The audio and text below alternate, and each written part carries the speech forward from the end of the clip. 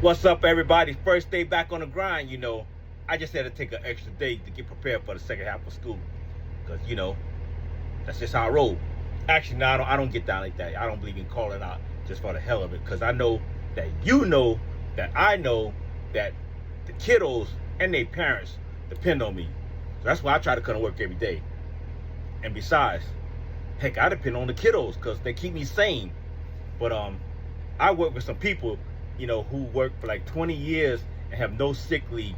That because they're constantly calling out sick. And then when they have a major illness or injury or surgery and they need some sick time and they don't have it, you know what that means? Leave without pay. No money for them. Sucks for them. When I was in Maryland, I was working with this guy. All of us were fairly new because it was a new institution. There's one brother from D.C.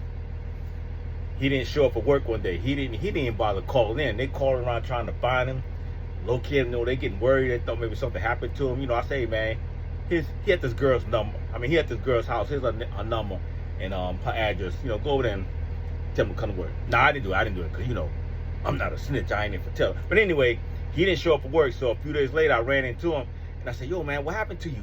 They were looking for you the other day. He said, man, Thomas, I just had to take me one. I said, okay, well, you do you. And a few days later, they told him to take it to the house.